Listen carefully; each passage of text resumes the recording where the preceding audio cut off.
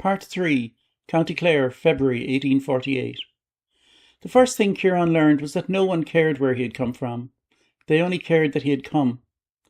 The drilling field lay beyond Ennis, in a broad meadow surrounded by ash trees still bare from winter.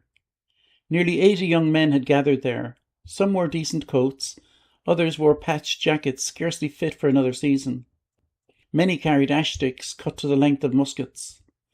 Only a handful possessed actual firearms. It hardly mattered. They drilled as though every stick were a rifle. Patrick handed Kieran one of the ash poles. There. Kieran turned it over in his hands. It isn't much of a weapon. Patrick grinned. Neither was I the first day. A voice called from the front, "Fall in!" The lines slowly formed, not perfectly. Men laughed. Someone stood facing the wrong direction. Another tripped over a stone. The instructor sighed. "We're trying to look like soldiers." A voice answered from the back, "We're farmers." Laughter rolled across the field. Even the instructor smiled, for now. The morning was spent learning how to stand. It sounded absurd. Stand straight, shoulders back, eyes forward. Turn together, march together, stop together. Again, again, again. By noon, Kieran's legs ached. "I thought this was politics," Patrick laughed. "It is. It feels like school." Patrick leaned closer. "No. It feels like learning we don't have to be afraid anymore." That sentence stayed with Kieran. During the midday meal, everyone sat upon the grass. Bread, cheese, a little cold bacon, nothing extravagant, yet unlike the famine relief kitchens he had occasionally passed, no one asked questions before sharing the food. No one demanded promises, no one measured worth. The loaf simply travelled from hand to hand, each man taking only enough, leaving enough. Kieran noticed something else. The older men always served the youngest first. He asked Patrick about it, and Patrick shrugged. "Because someone once did the same for us."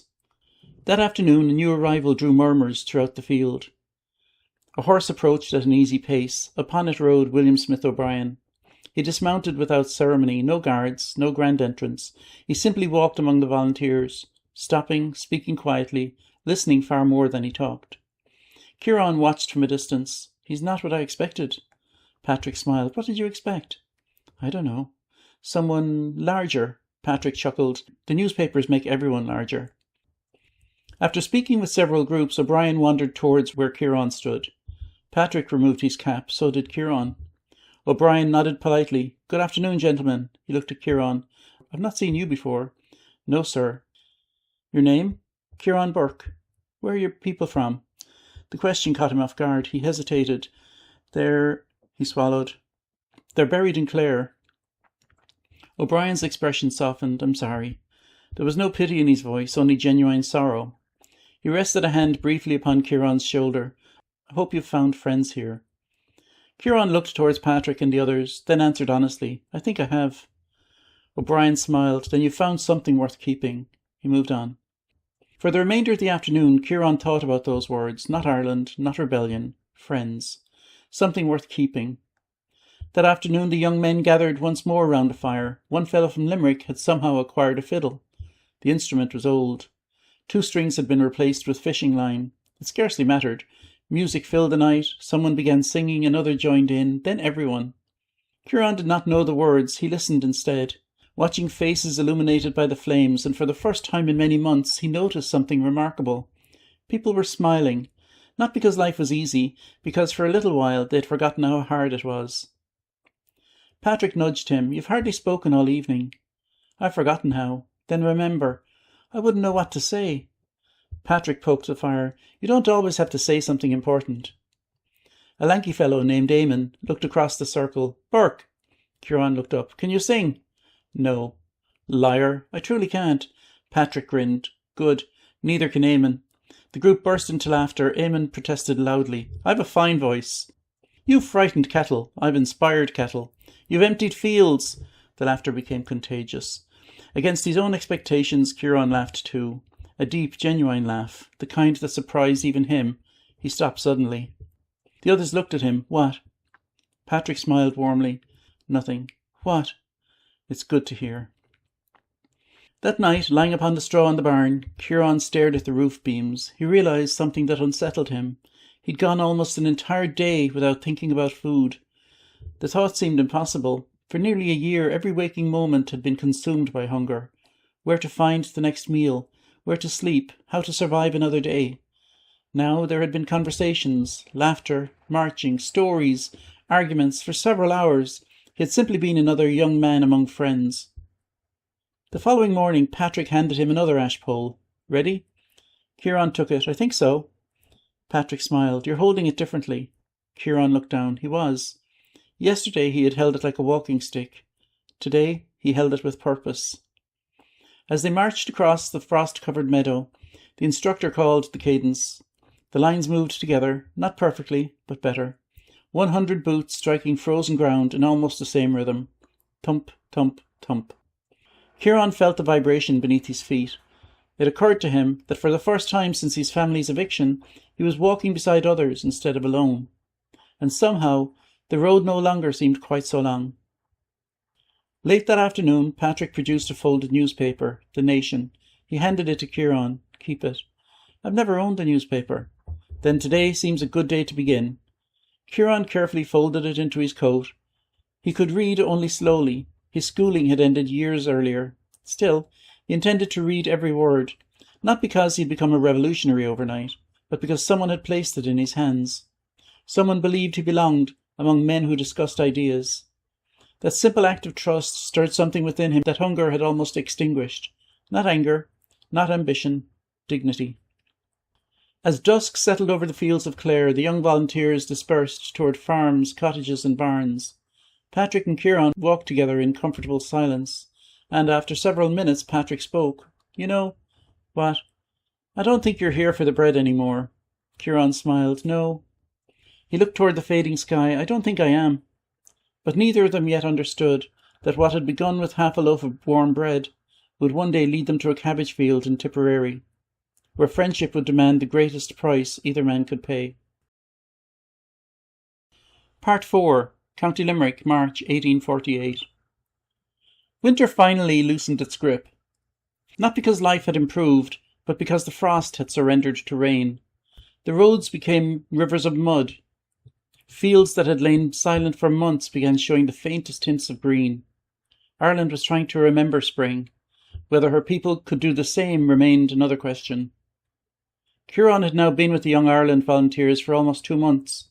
He no longer thought of himself as a visitor. Without realizing when it happened, he'd become one of them. He marched with them, shared meals with them, argued with them, laughed with them. When newcomers arrived, bewildered and uncertain as he himself once had been, he found himself making room by the fire, offering bread, explaining the drills, remembering names. Patrick noticed. You've changed. Kieran shrugged. Have I? You used to keep looking over your shoulder. What for? As though expecting someone to chase you away. And now? Patrick smiled. Now you act as though you belong. Word spread that another great meeting would be held. This time the speakers included Thomas Francis Maher. Men began arriving from Clare, Limerick, Tipperary and Galway. Some walked for 2 days. Others slept in barns along the road. Many carried nothing but a blanket and hope. The gathering took place in a broad meadow outside the town. Green banners fluttered in the breeze. Not military standards, not yet. Simply symbols, a reminder that despite everything, Ireland still existed. There were old men leaning upon sticks, young labourers, schoolmasters, blacksmiths, shopkeepers, farmers whose hands still bore the stains of peat and soil. There were even women standing quietly near the edges of the crowd, listening with folded arms, some holding small children who stared wide-eyed at the thousands assembled. Kieran noticed them, and for a moment he thought of his mother. She would have liked this gathering. Not because she cared much for politics, because she always believed people should stand together. Patrick nudged him. What are you thinking? My mother. Patrick nodded. I think about my father whenever I hear speeches. Why? He never believed he'd live to hear Irishmen speaking openly again. By midday, the meadow had become a sea of faces. The sound of conversation drifted like the wind itself. Everywhere Kieran looked, strangers greeted one another as neighbours. He found that curious.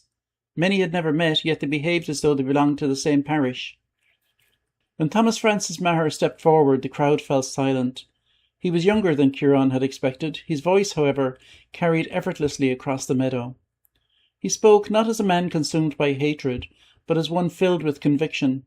He spoke of Ireland's history, its language, its poets, its people. Then his tone became quieter. A nation is not merely its government. He paused. It's the people who refuse to forget who they are. The words settled deeply within Ciarán. He had spent nearly a year believing he belonged nowhere. No cottage, no family, no parish, no home. Listening now, another thought occurred to him. Perhaps home was not only a place, perhaps it was people. After the speeches, groups gathered beneath scattered trees. Some debated politics, others sang songs. A few practiced drill movements with their ash poles. Ciarán sat with Patrick, Eamon, Liam and Seamus beside a small stream. Eamon skipped a stone across the water. If we ever become soldiers, I hope they feed us better than this. He held up a potato. Patrick laughed. We'll be the first army in Europe defeated by poor cooking. Liam shook his head. No, we'll bore the enemy into surrender. Even Ciarán laughed. Later that afternoon, an elderly schoolmaster joined their circle. He listened for several minutes before speaking. You young fellows think courage means charging into danger. The group looked toward him. It doesn't. What is it then? Liam asked. The old man smiled. Courage is deciding who you wish to become before history decides for you. No one answered. The words lingered. That evening, after most of the crowd had departed, Patrick and Ciarán remained behind. The meadow was almost empty now. Only flattened grass showed where thousands had stood. Patrick looked across it. Do you ever wonder, what, if any of this will matter? Ciarán thought for a long moment. 3 months earlier he would have answered differently. Then he had cared only about surviving another day. Now, he looked at the trampled field, at the scattered footprints, at the fading light. It already matters. Patrick frowned. How? Ciarán smiled gently. 3 months ago, I believed I was the last man left in Ireland. Patrick looked puzzled. I don't mean literally. I know. I thought everyone was alone. He gestured toward the empty meadow. Look how many came. Patrick followed his gaze. Thousands had gathered. Not because anyone paid them. Not because anyone forced them. They had come because they believed they belonged to something larger than themselves. As dusk settled over the countryside, someone began singing softly in the distance. Another voice joined, then another. The melody drifted across the fields. Simple, unaccompanied, honest. Ciarán did not know all the words, but this time he tried. His voice was uncertain, sometimes out of tune. Patrick grinned. I thought you couldn't sing. I can't. It shows. They both laughed, yet Ciarán kept singing, not because he sang well, because for the first time in many years he no longer feared anyone hearing his voice. That night, beneath the rafters of another borrowed barn, Ciarán unfolded the latest copy of The Nation. He read slowly, sounding difficult words beneath his breath. One article described Ireland as a family scattered but unbroken. He read the sentence 3 times. His own family was gone. Nothing could change that, but perhaps families could sometimes be found as well as lost. He looked around the dim barn. Patrick was already asleep. Eamon snored loudly enough to shake the straw. Liam had fallen asleep with a book across his chest. Seamus still whispered a prayer before closing his eyes, and Ciarán smiled. Perhaps the article was right. Perhaps family was not always given. Sometimes it was chosen. Before blowing out the lantern, Patrick spoke into the darkness. Burke. Aye. You know, if trouble comes, we stay together. Ciarán answered without hesitation. Aye. Neither of them knew how soon that promise would be tested, or what it would eventually cost.